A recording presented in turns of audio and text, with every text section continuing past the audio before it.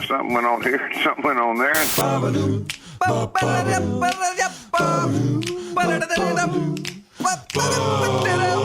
This time on TNT. Byron is going to Florida. New jackets required. Plus, we dip into the TNT mailbag. That's all coming up right now on TNT.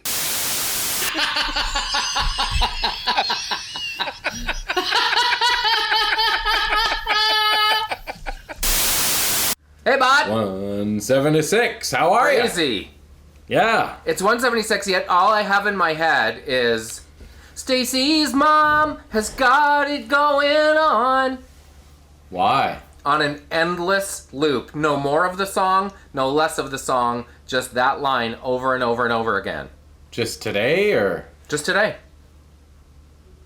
Usually my head is all 80s all the time, and if you stop me at any point in the day, I know. I'll be able to go. It's like you turned on this loop station. Yeah. Tears for Fears, Duran Duran. So there is a loop, but like there's a rotation of jams. Yeah, but it's sometimes usually it's 80s. Sometimes it's a new one will pop in there. Yeah, I have my favorites. Sometimes it's Howard Jones. Sometimes you'll make one up, like Entertainment Tonight. And yeah. don't start that. For some reason, Howard Jones is always 101 Tacticons won't keep us from the things we said. It's like one line over and over and over again. It's not the whole song. Howard Jones. And you want her, and she wants you. No one. Remember? You slow dance with someone to that song. No one. No, I don't know. I don't think so. Is to blame. I remember a lot of Rio by Duran Duran on the dance floor. And yeah. Tears for Fears, lots of that. Yeah. And how about Cutting Crew, Just Died in Your Arms Tonight? If we're talking slow dances from the 80s, Love Bites, Def Leppard was up there for sure. That was another one, yeah. Yeah. And then, a lot of those Chicago songs we were talking about last week. Yeah, the Peterson. You'd be forever. Yeah, even like Chilliwack, Gone, Gone, Gone was a big peppy jam. I remember that specifically in like grade 5 stepping dance. How about the jams that start slow and then end up picking up speed? So you start slow dancing and then you have to you're stuck out on the dance floor, so you have to dance through it. How about it's raining outside, so you have to go into the gym and sing along to songs with the teleprompter up against the screen and everyone to sing the lyrics? Remember those days? Did you ever have that? No. We had Much Music video dances. What are those? Well, this was like early 80s when they had nothing going on to keep everybody together and sorted. They'd play jams and they would put it on that that thing with the light that would reflect against the screen. The overhead projector? Yeah. No way. They'd slide the lyrics in there of each jam. It was 400 kids all packed sitting down on the mats. Singing Walking in the Rain by Orange Juice Jones? No, singing keep smiling. keep shining, knowing you can always count on. Flip it over. Me. For sure. No, it was always mostly the one jam. But yeah, I remember that really vividly. In a couple different schools too. So not just, I went to a lot of different schools. That was a thread. I don't remember that at all. From a technology standpoint, that was not a beat the rain move at our school at all. No, it was just come in and you got to just do your own thing with your group sitting at tables while it's raining outside. That crappy rainy day move. Well, no. The girls have indoor recesses if it's too cold or it's too something out. I have no recollection of anything but it's recess. Go outside. Just go out and get soaked? I don't think we were ever kept in. I think you just hovered close to the school outside under the overhang. No, I remember when it was buckets. It's you got to go in and read, I don't remember that. Draw or color or... Maybe I'm wrong. If anyone listening went to Sherwood Elementary School, tell me different. They'll be like, come on, Jonathan. You used to tell jokes the whole time. You'd be like, okay, guys, Just running the show, making everybody laugh. Well, there was a radio station at Sherwood Elementary School. I'm surprised he didn't have like shows going on during the. All right, let's get Lenny up here. Come on, Lenny. Let's tell everybody that story about getting your hair caught on fire with the hairdryer. I remember being a DJ at the school radio station because I remember trying to hit the post to King of Pain. Yeah. So I must have been in like grade 6 because that would have been 83, 84, right? Yeah, and that's a long intro, isn't it? Sneaky long. It is. But it's a good groove to kind of sit down with and get to know. Do you remember what you were talking about to fill the time? I can't remember if the station was called the Kangaroo or something. But at the time, you were probably joking more than trying to do it for real, obviously. It was already a bit. It was already a bit. But I also wrote a thing about why girls should play minor hockey and took it to CBC in Charlottetown. I think I presented that over the school radio station, and then that was my first meeting at CBC, and it wasn't even 1980 yet. It was probably 1979. It's a good in. There you go. Nice. So, hey... What was your first live performance ever? Because that would have been one of mine. The other one was I sang If I Had a Butterfly at St. Dunstan's Basilica in Charlottetown in probably 1979. Well, because in my white three-piece suit. I started drumming in 1989, so in grade 8, like April or something like that. So just before the end of the year in grade 8. So, but I remember playing the talent night, playing the school? Playing drums, yeah. What song was it? Me and my buddy Larry Coward, who had been drumming for a few years before, played like Wipeout and some other beats. Oh my gosh! Classic. Yeah. So there's a video out there. It was just a two-banger, just two sets of drums. But it was classic because Larry's drum set was huge. He had like this big, huge, like toms all the way down and double bass, and I had this like total piece of shit put together.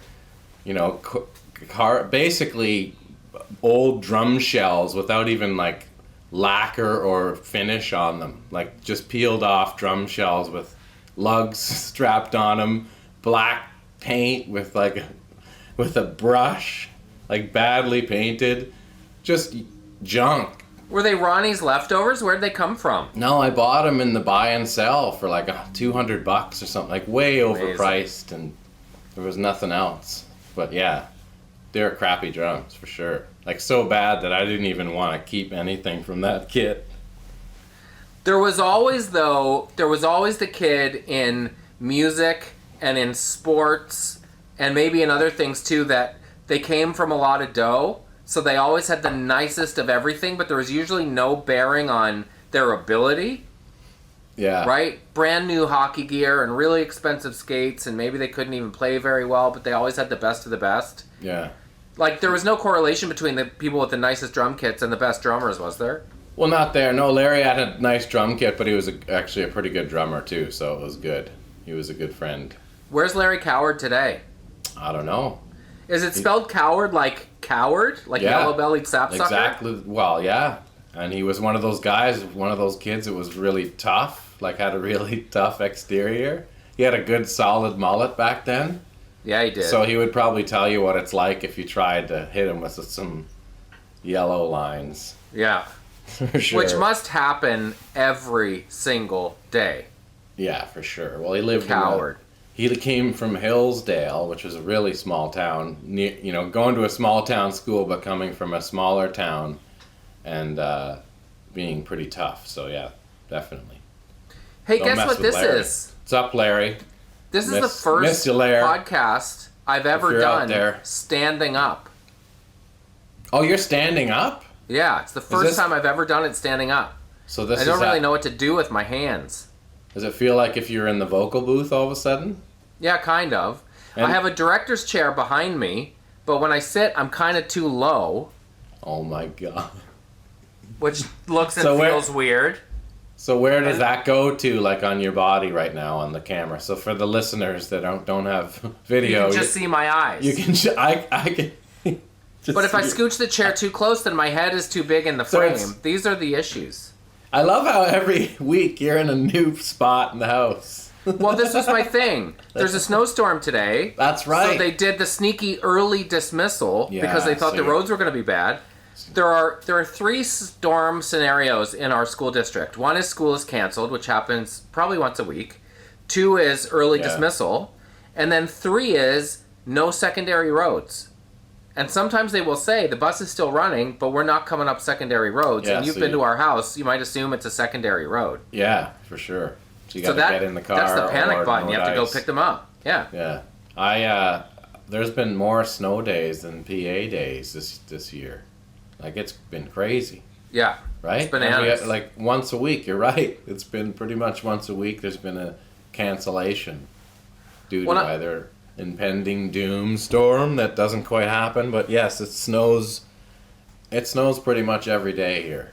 I was looking ahead to our West Coast dates next week. Winnipeg, Regina, Calgary, and Edmonton. And it's minus a lot in each of those places. Not only today, but the outlook for when we're there is like minus a lot. It's minus 30 in some of those places. And that's not even the wind chill. So that's why I got a new jacket and I'm all set. What'd you get for a jacket, bud? Well, I got a new jacket too.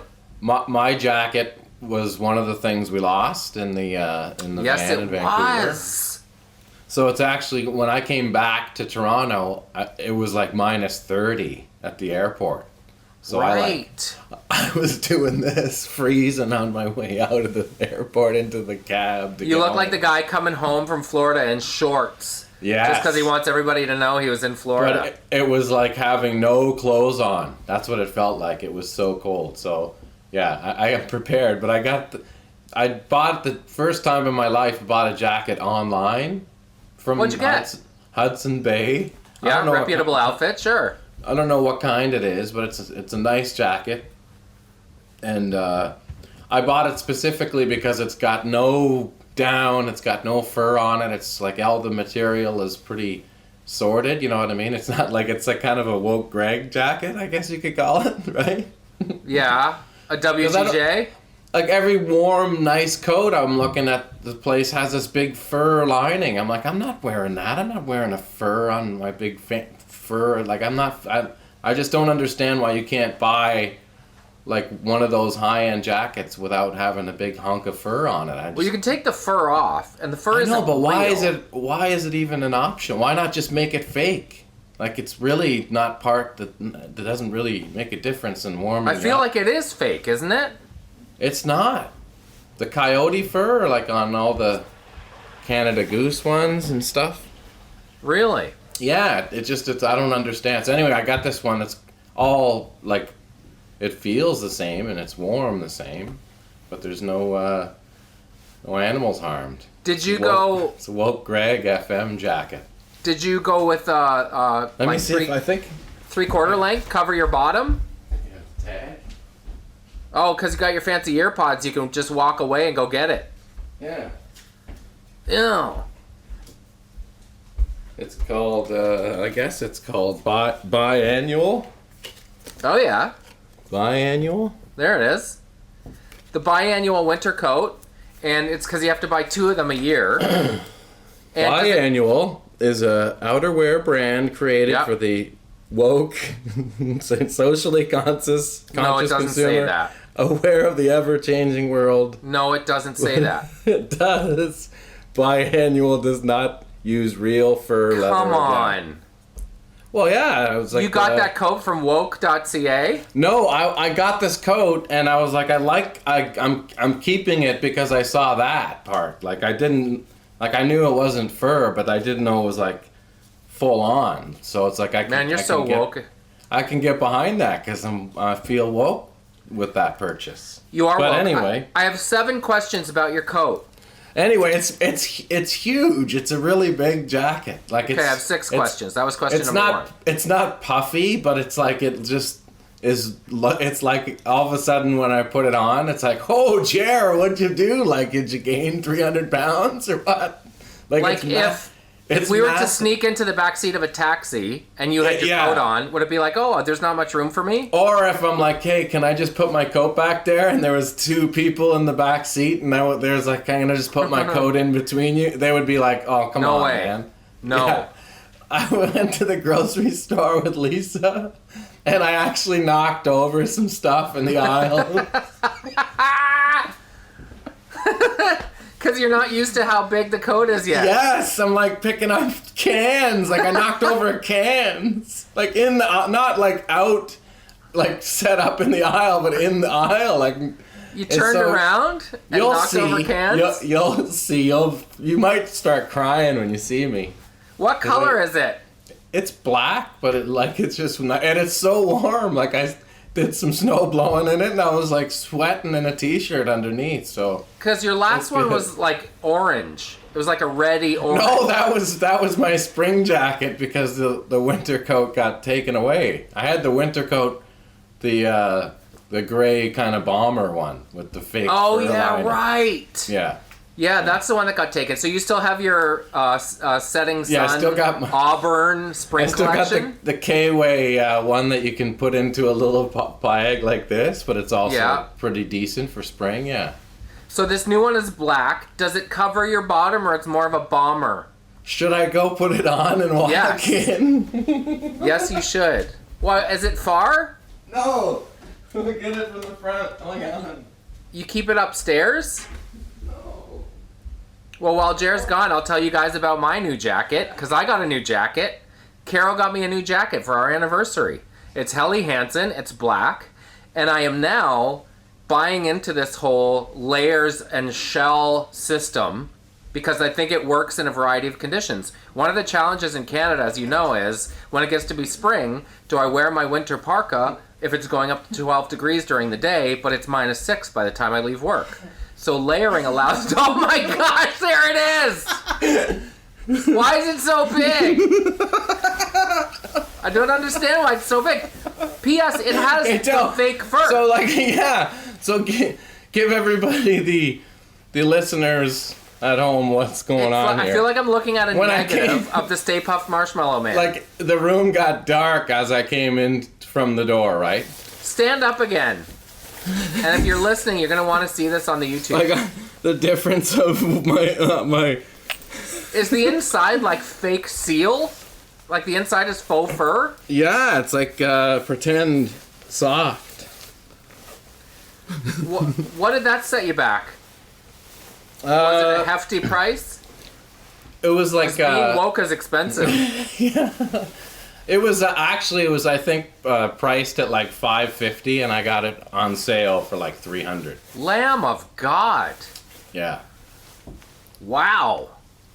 And it's one of those like you'll have it for the next 10 years. It's a statement piece. If I ever have to go anywhere where it's like this is cold, I can just get right into it.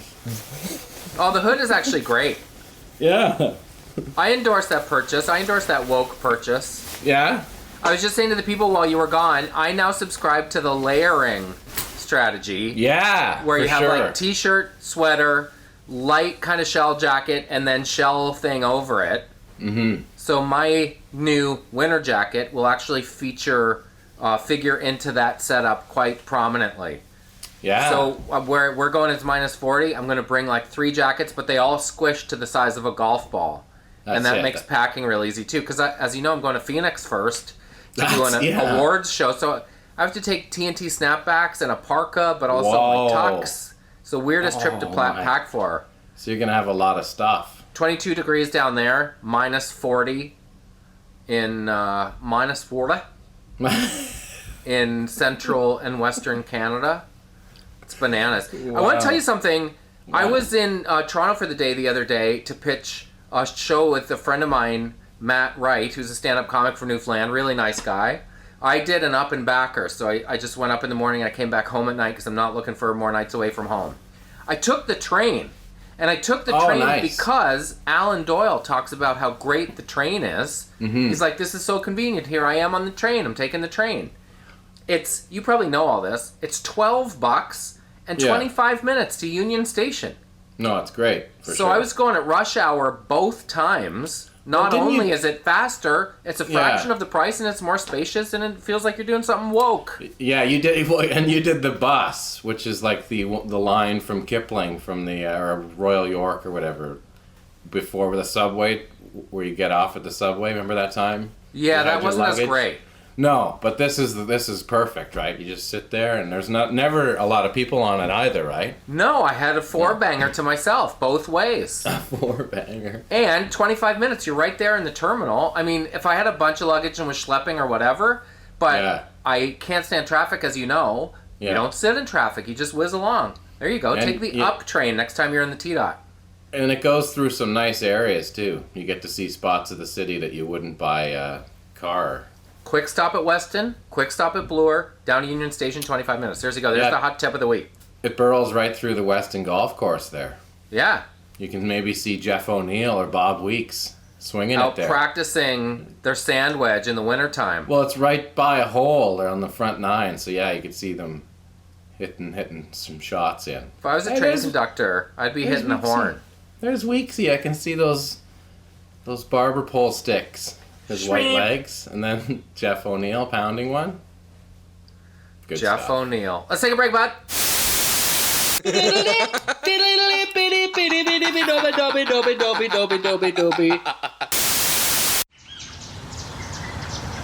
Having a yard sale, are you? Oh yeah. Yeah. I'm just visiting Florida. Sure is a nice day today, isn't it? Yeah. I'm from Canada, but I'm visiting Pensacola with my parents. Oh yeah, you're from Canada, are you? Yeah. It's my first time down in Florida. I sorry to laugh, but you sure do speak a little bit different, that's all. I was going to say the same about you. Ah, well, hey. This is Florida, So are you from Florida? Born and raised Pensacola. Just down the road there is born. Pensacola? Oh, there's my mom. Something I've always wondered is if you grow up in a place like Florida, where do you fellas go on vacation? I've never left the state of Florida, son. Why would you? Why would I? Look, I got this wonderful beach behind me, and I got my wonderful wife Stella, and I got all this stuff here that I'm getting rid of. So I'm actually thinking of maybe going across the state line to Georgia if I can raise some money here. You imported the accent? From Georgia? Yeah. Sure. So what do anything here you like at the yard sale here? Why don't you tell me a little bit about what you're selling? Well, I mean, you're from Canada, so we have some Dunedin Blue Jays pennants right here. You might appreciate. You not like the Blue Jays? Well, we just had lunch, so I am Dunedin. No, I said the Dunedin Blue Jays is spring training when they do that. They come down in Dunedin there, and here's some pennants. Here's for 5 or 6 of them there. Oh, I don't pennants. see myself going to church on vacation. No, pennants. You put them up on the wall now, you see?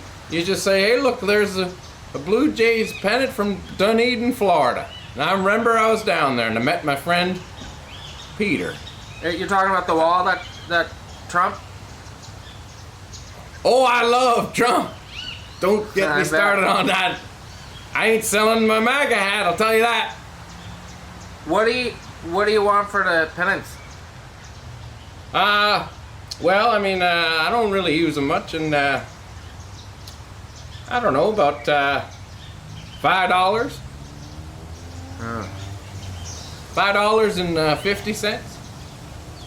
See, with the exchange rate, because I'm from Canada and you're from Florida, that's about Florida. Oh, okay. Do you have American dollars, do you, Byron? Yeah, I got some at the airport. There's a bank machine, and you can put in your Canadian debit card, and you get American dollars back. See? Okay, Byron. But it's my first day here, so I don't want to spend all my money. Oh, okay. Well, maybe you're interested in these. I got these Nickelback shot glasses. You like drinking, I'm sure. And maybe you like Nickelback. That's Canadian. I like Chad Kroger. Chad Kroger. Do you want these? These are only $3. Are they brand new? They ain't been used by me. I got myself some nice. I like my Allman Brothers shot glasses. So they're new to you. Yeah. How many drinks onto them would you say? Maybe 12. 12. How many shot glasses are there? 12. 12. 12 drinks, 12. What do you want for that? Oh, I'll take $3 for them. $3. But say with the exchange, because you're from Florida, I'm from Canada, you're in Pensacola, and that's about $40. Whatever you say. 2 words for my blood. 2 words for my blood. Well, could I interest you in this Ghostbusters proton pack? You like an oddly specific item?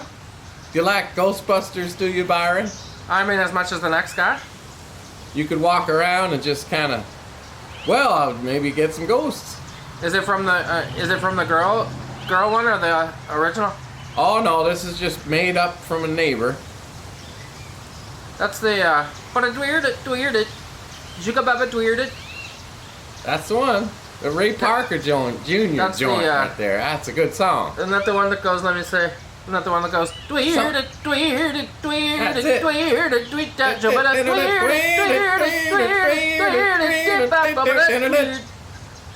Wasn't that the I ain't song afraid of no was, ghost. I ain't afraid of no ghost, Byron. Someone now what are you wearing this?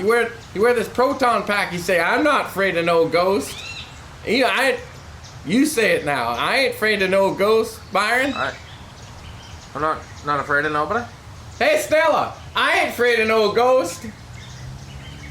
Didn't Ray Parker Jr. sue someone or get sued by somebody? I do believe you're right. I do believe it was Billy Ocean or something like that. It was the same song, or maybe it was Huey Lewis. I'm not sure. Maybe Caribbean Queen? Was that the song that they were doing? Or is it Get Out of My Dreams and Into My Cars, eh? Exactly. Yeah. Maybe Lionel Richie was involved. I can't quite remember. Do you have the internet in Florida? I'm sure they do. I just don't use it myself. I call my son and I ask him what's going on the internet. I just watch my Fox News and I sit around and have a couple of Bud Lights and just watch the world go. Where's your son live? Alabama? Nebraska? Georgia? No, he lives over there, that house right across the street there. And you call him, say? You don't walk over? Oh yeah, I call Ray. Billy Ray! Barbecue's in an hour. I love Billy Ray. Well, anyway, he's a good kid. He doesn't really work or nothing, but he's a good kid. I like Kroger, but I don't want to spend all my money.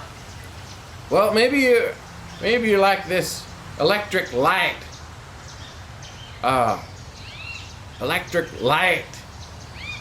I guess it's what you call electric light, but you put it on your arm and it's blue and long, and it plug it in and it vibrates. So you can't really walk around with it? Well, it lights up and it vibrates so much you can't even hold on to it anymore. It's got veins on it, but I believe it's a part of a doll because it says the baby's arm when it lights up in the dark. What kind of bulb does it take? Real nice. What's that? What kind of bulb does it take? No, you plug it into the wall. So you don't have to change the bulb. That's why it's so high powered, but if you get the dial turned up enough and you can't hold your hand on to it anymore, Byron, it's just too powerful. Does it have a motor? Oh, it must. I'm sure it's got I'm no Tom Edison, but I tell you, this thing vibrates so hard you can't hang on to it anymore, Byron. Where did you get it? Stella got it as a massager back in the 80s, but she just said it's too powerful. What do you want for that? Well, it's because it's electric and heavy, and because honestly, it really has such a powerful motor in there. I would say, $15 sound all right? You're talking like Colonel Sanders. Well, this is Florida, and just keeping it real. Okay. 15. That's a lot of money. With the exchange rate, that's a lot of money.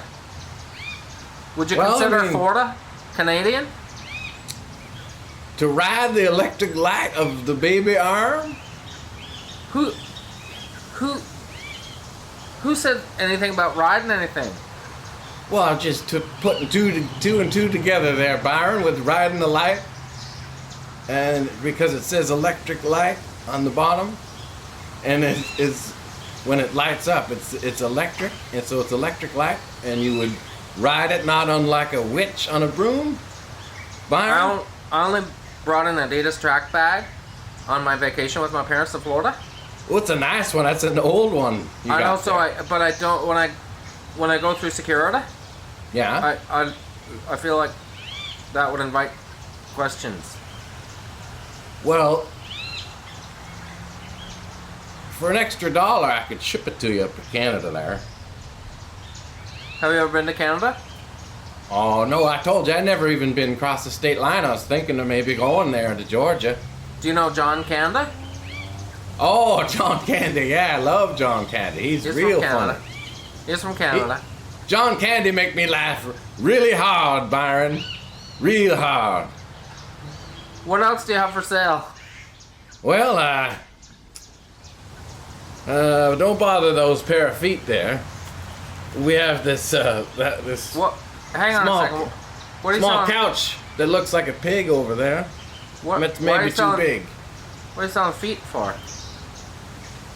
I just don't think you'd be interested in those.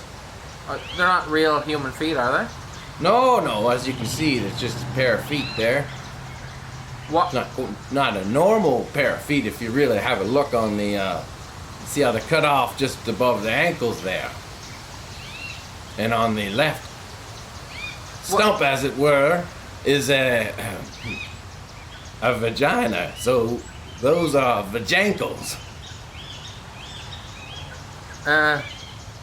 Like I said, you probably aren't interested in those. Well, I suppose it depends. What do you want for that? What do you want for the vajankles? Deal's a deal, Sam. I'd say I've had those for a long time, Byron. Would it make a nice present for Mother's Day? How about $10, Byron? For the vajankles. The vajankle. It is kind of a one of a kind. I could see myself giving it to my mother for Mother's Day. Would you consider Florida Canadian? Sure, just because had such a nice time talking to you today. You're a real good guy, Byron. Let's talk about the fact that this item was a real item that you found. I saw it on the internet. I'm already uncomfortable, but describe it in as gentlemanly detail as you can, because this is a real thing. Yeah. What do you mean? It's just like a vajankle. It's, I guess, people that are into feet. I know, it looks like... I thought when you sent it to me, it was like, advertising a pair of shoes that were for sale. And the clever person had a pair of feet that they used to, like, demonstrate this is what the shoes look like on a pair of human feet. He just didn't look above the shoe. So there is a... There is a bay door on top of one of the ankles for receiving packages, right? Yeah. Why on earth? Yeah, I don't know. Maybe that's like Charlie Sheens of the world, or people that like feet. Like, how do you decide that's your bag? I think you're just born into it. We should ask the buds what the weirdest things they've ever seen at yard sales are. But if you were going to buy one of those, wouldn't you want to buy a new one? Like, honestly, would you buy that used? Oh my gosh. Was it for sale when you saw it? Like, it's just there and it's sitting down and that's on the top. So, like... Walk me through how you found it. What website was it on? What did you search to get there? Can't see it getting cleaned a lot. Oh dear. You know? Like we talked about... How did you find it? Remote controls in hotel rooms, but that's a whole new level. What? How did you find it? What were you searching? What website was it on? Is it currently for sale? I was actually looking at like odd items sold on like eBay or Kijiji, weird stuff, and that was there, and I was like, wow, that is out there. It's hard to even comprehend that someone would be into that, but not to judge anyone's journey, but let us know, buds, what the weirdest things you've ever found at yard sales are. I think I've told you mine before. I found a book called Naughty Nights at Home, which was a particular type of romantic fiction for having intimate relations with people in your family. So the book was like, I saw my son Steven, muscular and strong, get out of the shower, and I don't know what came over me. Like, what? Shocking. And then I imagined that, something happens to me, and people are sorting through my house, and they find this, and I think that was my bag, and I wasn't around to get to... explain myself. My son looking muscular, getting out of the shower, and I couldn't control myself. I think, you know what? I don't know if I've ever told this story on the pod. What? Rob and JP and Clattenburg from Trailer Park Boys, Ricky and Julian, sent a card to me when I lived outside Halifax in the country by myself. And the card said, "We'd like to thank you." I was like, that's awfully nice. And you open up the card, and it says, "Thank you for S-ing our C." You with me? Yeah. Obviously a joke, obviously a misdirect, and there were hand-drawn pictures of me in the act of doing that. My house gets broken into, and the whole living room was a carpet of personal documents and photographs. The French-Canadian female Mountie was looking for clues, because I'd been away and they were in there for a long time. Oh, man. And she said, "Jonathan, I think I found a clue." And I had to try to explain through the language barrier that this card was in fact from a group of my friends thanking me for performing this act. And she's like, "But why would they say that?" And you're like, come on, it's lost just a in joke. Translation, it's not big deal. funny. But why would they joke about that? It was really a good lesson.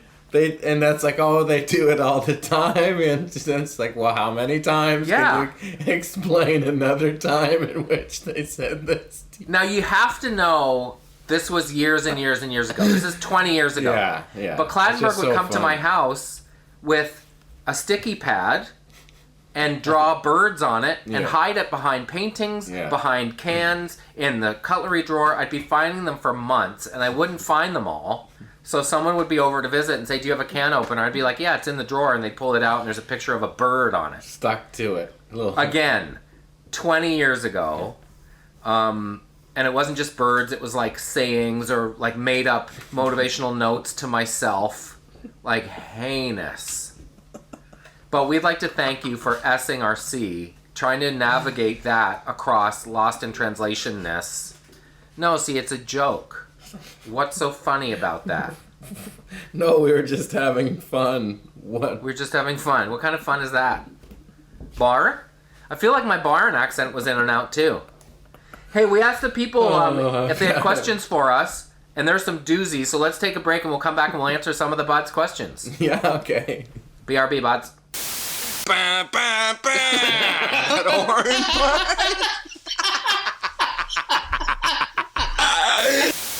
So I said to the buds, we're about to rip off a brand new pod. Does anyone have any questions for us? So let's dip into the TNT mailbag, which is something that we sometimes ask and then never get around to answering it. Yeah, we've done that a couple times. I want to ask you about the Arkell show, but I'm afraid it might derail the mailbag. Do you want to talk about the Arkell show as long as we promise to get to the mailbag? No, I can rip through it quickly. It was just great to see them again at another new height, selling out the Scotiabank Arena. Is the Scotiabank Arena the ACC? Yeah. But it's now known as the Scotiabank Arena? Yeah, which is like most arenas now in Canada. Right? How many masks can fit in there? 15,000, something like that, 16 maybe. Crazy. So just, massive amount of people, but just they owned it so well. Like, they played great. It was a big show, huge production, like fire, pyro, confetti bombs, just the classic, like, good big times. Rock show. Yeah, they appeal because they're kind of more pop than the Hip or OLP or most other Canadian bands. They've actually really connected to rock and pop in the same kind of way more than I can think of in history. Like, there has been, like, Marianas Trench are a very pop band, but they're not more, you know what I mean? They don't cross off over as such a rock band, but the Arkells kind of blend those two worlds. Not that Marianas Trench isn't a rock band, they're great players and everything, but just in terms of the records that they make. So, I mean, the festivals that the Arkells play around the world, coupled with the radio that they're getting, like pop radio, it's just brought them to this level of playing these arenas, and they're just they've kind of cemented that themselves, I think, in a way, because it's been a lot of records, 5 or 6 or whatever now, so it's gotten to the point where they've really legitimized everything, and they've got over the hump, and they're doing big shows, and people are kind of digging it. They're eating it up. So yeah. And this was it was a calculated risk, but it was a bit of a risk saying we're going to do stadiums across the country, right? And it's worked. Yeah. But I mean, like I said, they added to it in the right way to where their audience were just like, this is so satisfying. And they played for 2 hours, and there was no lulls at all. And it's nice to see them kind of, I guess it's reaping the fruits of everything in a way, because now they're playing at the highest level you can, and they're still killing it. How would they self-identify? Would they say we're a rock band or we're a pop rock band? I think they're a pop rock band. I think they're kind of open to that stuff of being like, we love really, I guess, fringe alternative rock, but they also like Taylor Swift. So they've been open about kind of that infatuations of both of those worlds and trying to meld them, and that's what the Arkells are. It's kind of a marriage of really kind of honest, integral rock music with kind of pop and the understanding of hit music.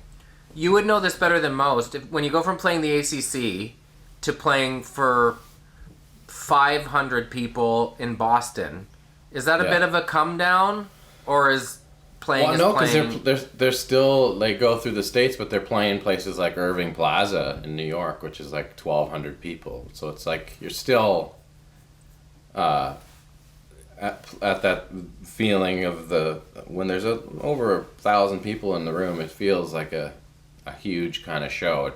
They're loud. Sometimes it can be louder than the band depending on the crowd.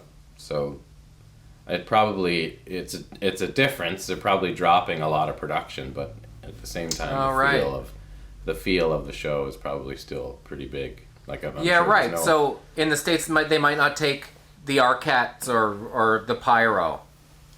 I'm not sure if they have the whole band or not. They probably take the band, but I think there's obviously no runway out to the crowd. There's not, the lights are way minimized, and there's only so much you can bring in to a club compared to an arena. We've talked before about how hometown shows add a degree of pressure because, and you hear this about like the Grey Cup too, or the Super Bowl, like have to have family in town managing tickets and expectations, and did Aunt Judy get in, and she can't find the will call, all that stuff. Did you get to hang with Timbo, and how's he doing? Yeah, I got to see him afterwards for a bit, but it was, like you said, the whirlwind was in effect, and I totally get that. Yeah. And so, yeah, but it was good because I think they had a day off afterwards, so he could go home and sleep in his own bed with Sarah. Awesome. Enjoy the night and have a nice little... Did he drive home after the show? I think so. Maybe Wow. They might have got a hotel, but I think they might have gone back. I'm not sure. I can't say for sure. Holy cow! Such a scene at the after show. Oh, I'm sure they were just getting swarmed by, even like from your Bobby Max. Bobby McKenzie was there. He was doing the backstage hangs. Yeah, he was classic, and his son. And it was funny because we were talking about his son. His son Sean was there? Yeah. Oh, nice. So I got to say hey to Bobby, and he was so funny. He was like, well, I don't want to say something. I don't want to like blow him up, but he was like kind of chirped somebody that was really funny in Canadian music. That was. Did he? Shawn Mendes? Yeah, it was good. No, like a personal vibes. It was funny. Bobby Mack is a big music fan, isn't he? He's a huge fan, and he said he was a huge OLP fan. Nice. And but the joke was really funny, so Bobby knows. Bobby knows what's up. The joke, but I don't. Busy days for Bobby Mack right now with all of the insider trade deadline stuff approaching. Yeah, I wonder if they're going to bring in like a couple llamas in case you gotta have something on the side in case it's Cricket City. Yeah, for sure. Speaking of touring, I've just been following. And by the way, we totally did what you said we were gonna do. Oh no, we're gonna do it. We'll get into the mailbag for sure.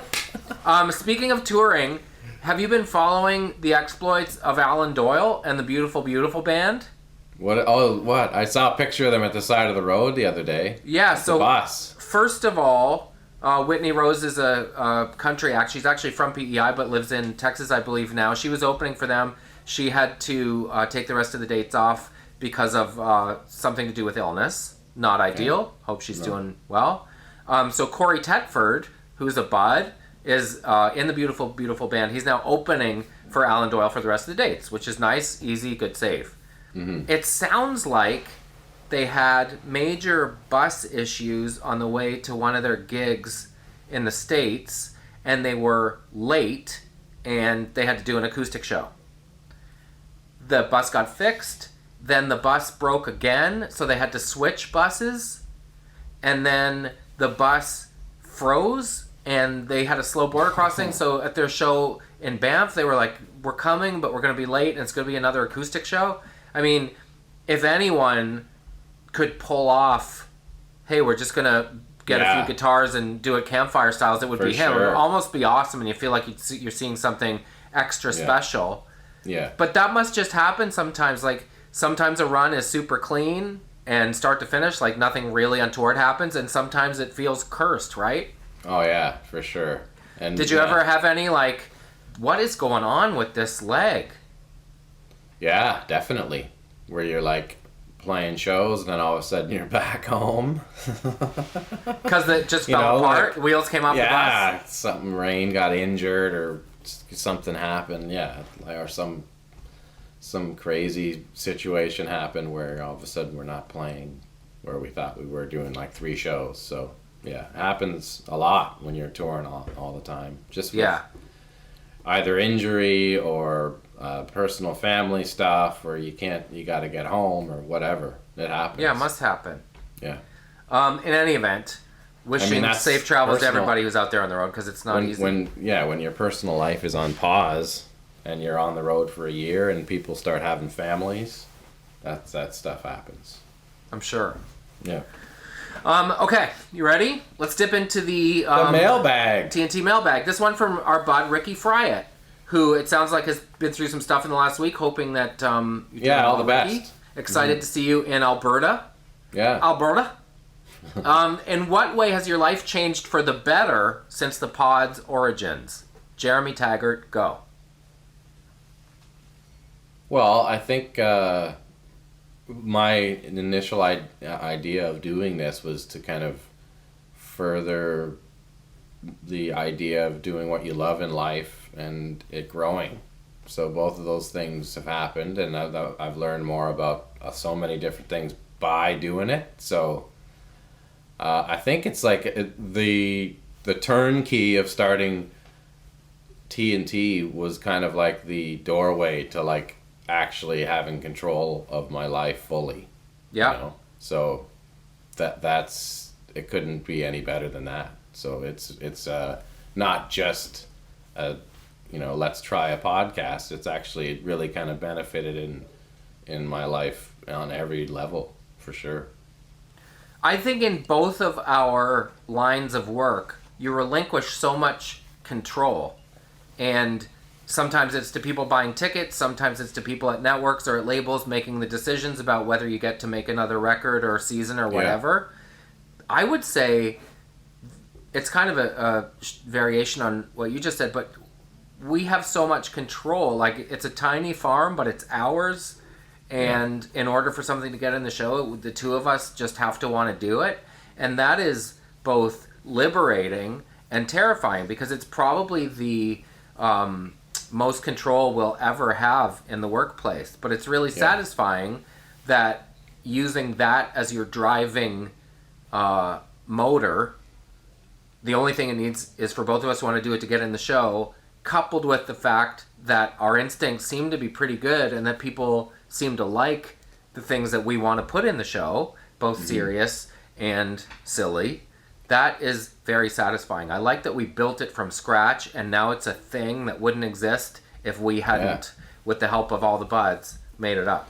And the best part is just what it's grown into from it. Like the CCS, starting that company, it was a huge step for us as well. And we're on the phone like almost every day now doing something, and it's great. Like, there's so many little things that are starting from that one thing of T&T. So it's really been fun.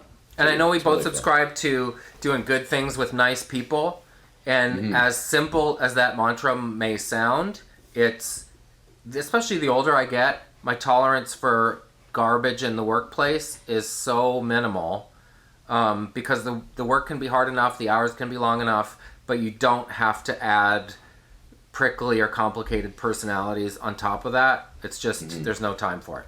Well, and it's also what's going on in the future of what work is, and how television and music and the industries are changing. Even when you saw, like yesterday, I saw Pepsi are going completely automated in their assembly. Like, wow. There's going to be no more people working at plants. It's just going to be people in their sales and people in their anything social, person to person, and obviously the CEOs and all that stuff will keep more money. But that concept of like, how can that not alone like how that will affect the workplace in the future, but just how do you make a living? Like, and this like, we've focused all our time and energy now on all of these little things that kind of are that it's a kind of creating a reason to be creating our own job, but because the kind of fear of like, what the hell is going on, what we used to think is a job, whether it be in the music industry or in the film industry or in television, it's like radio, it's just not like it was even 10 years ago to think about like how to try and monetize it. It's just a lot of work for really what's going to happen with all of those industries in the next little while. So we all have to kind of find a focus on stuff that people are going to want to pay for, that they need. It really you have to do a job that it can't be done by a robot, or else it's like, what is there? You know? It's also that seems to be the biggest part of the struggle, is accepting the new reality, and you might as well get behind it because it's not going anywhere. Like Sobeys, the self-checkouts are eliminating cash. Yeah. You can't use cash to buy groceries at the self-checkouts at Sobeys. Yeah. I know it's a little thing, but it's also everything. You can't buy a ticket with cash going into an airport at Air Canada. You can't pay for a ticket with cash. Really? You cannot buy a ticket without using a card or debit. How so about that? Weird. That's so bizarre. But you also, you can't even be off the grid then. Like, how do you buy a plane ticket if you don't want to have a credit card or a bank account? Like, it's just impossible now for traveling. You also realize, speaking of traveling, that millennials, allegedly, and this is a sweeping generalization, but are pursuing experiences, not material things, so they're not necessarily expecting to own a house in their lifetime, because if you live in Toronto and you work a job, it's too expensive. Like, it's not realistic to assume. Mm-hmm. So what does that look like if an entire generation of people say, or most of them, are like, we're not going to buy a house. We're going to travel and maybe rack up debt or not have any assets. Like, what does that do to the economy? I don't even think we know yet. No, such a big shift. Yeah, the only silver lining is, like, do what you love even more. Amen. Give yourself a chance to do something that you're willing to work hard to do, because the fruits are something that you've accomplished. It doesn't have to be money or status. It really has to be, it's more about fulfillment and accomplishing things to the point where you can sustain a reasonable life. It's not necessarily about success. It's about work and working hard at something that you can live with. And defining how you define success too. Okay, speed round. Love this from Brendan Smith. Not a question, just wanted to say, being a listener since the beginning, no character has actually pissed me off while listening except Rex. Rex is probably woke too. Rex. And I wrote back, is it because you know a Rex, or is there a tiny chance you are one? And he wrote back and said, when I was young, I was kind of a Rex, but I know one now, and you nailed it to a T. Rex being the guy that ruins stories. He's like, tell that story, and then wrecks the story as the other person's about to start telling the story. The thing that's so complicated about Rex is he's doing it because he loves the person he's trying to get to tell the story, and he really thinks it's a good story. But he also wants to take some of the sabotage. He wants to take some of the credit for it too, though. Like, he's always stealing the fire. Like, all the little tidbits are, he says. Rex. He's like okay with like a person setting up a story because that's the hard work. Yeah. Then he'll jump in with like the punchline. The big punchline. Tell the joke about why the chicken crossed the road to get to the other side. Okay, so the chicken wakes up and gets up early, and then he crosses the road. The road? Yeah. This is a speed round because there's so many good ones. Yeah. Thoughts on the Hurricanes doing the after they win orchestrated salute, gimmicky or good for the fans? Anything that has the fans clapping is good for the fans. I don't care. That's what I think too. It's for the fans. That's it. If they like it, then that's what it's for. To think it's just messing around. No, it's something that's outside of them playing hockey. People love that stuff with athletes when they're outside of their realm, or they're actually doing extracurricular things for the fans. It's only great. I don't know what the hell Don Cherry's thinking. He's just being a grouch. That has always been, the knock against hockey. Like PK Subban, he's too big, he's too colorful a character for the game. You're not allowed to say anything. The game should have the respect and dignity that it's always had. Really, when you distill it down, it's pure joy. They're finding a way to have fun with their fans after a game. There isn't enough joy in the world. And you know what? You know what makes hockey boring? The interviews where they say, obviously, anytime you can come behind and win, it's big for the guys.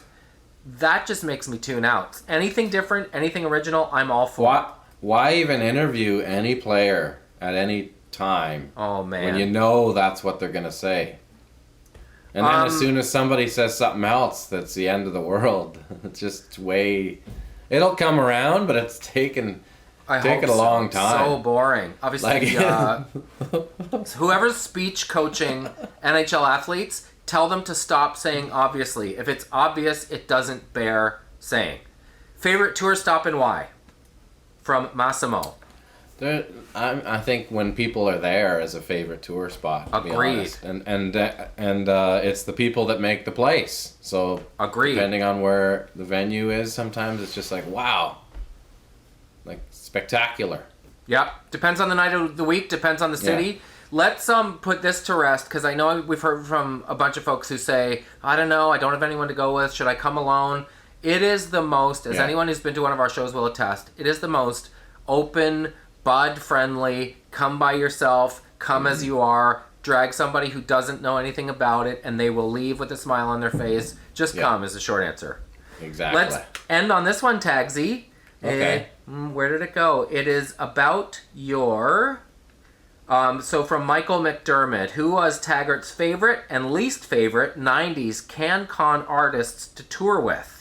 Wow. And what's your best Jeff Martin story?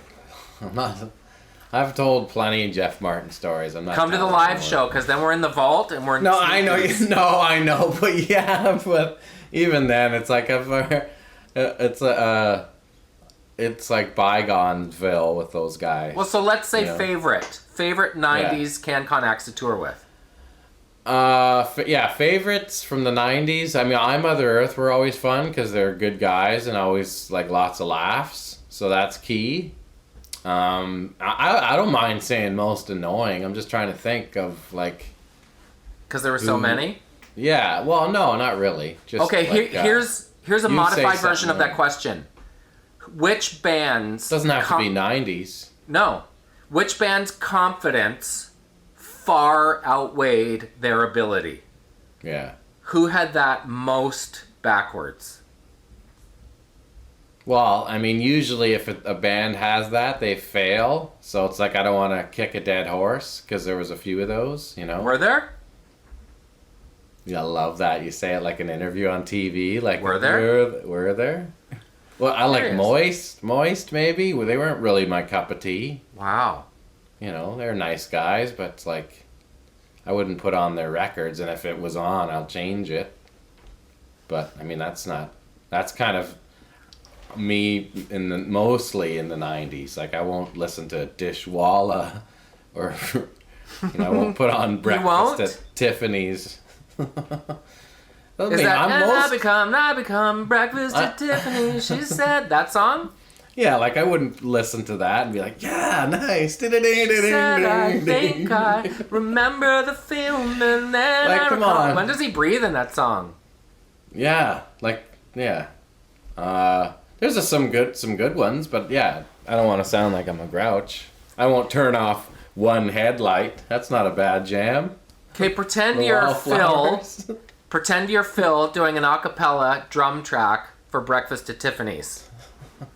Ready? Phil? Yeah. Oh, I always picture Phil Collins. Okay. 2, 3, 4. And I said, what about Breakfast at Tiffany's? She said, I think you can't sing along. He says film. There's a delay in our heads for He says FEELM. I think I remember the feeling, man, when I recall. But it's like, is there even drums in that? It's just like, I think maybe like a like just what I've salad drumming. Wallpaper drums? Yeah, just like, is it even there? I can't tell. Can you tell me 100% that there's drums on that song? Yes. Okay, all right. If you ever open a drum school, you have to call it What Up Salad. Hey, the kid wants to come take a lesson. It's all right. Salad. What else? Hey, do Joe Vine before we go. Okay. Because I see the Tino. I'm Joe Vine. You thinking of buying a house? I don't give a F what you do. But if you get your act together and you decide to call my secretary Sally, she'll track me down. Then we can start talking for real about what your future looks like. I'm Joe Vine. I'm Joe Vine. Get off your ass, get in the car, drive around the neighborhood. There are so many houses for sale, and I can put you in one this afternoon. The only thing between you and a new house is your stupid brain. Drown out the voices that say no. Get yourself in the new house today. I'm Joe Vine. Your new house will be great. He's so aggressive. He's like throttling you. Like, what's the matter with you? I love I don't care what you do. To be honest, I am so busy. I don't care what you do. But if you decide you want a house, I'm your guy. Joe Vine. Hey, Joe Vine. You want to buy a house or go fuck yourself? Yeah, I don't care. There are arguments for both. Good chatting, bud. All right, bud. Bananas are potassium. Bananas are yellow. Bananas come in bunches. Sometimes there's tarantulas in them.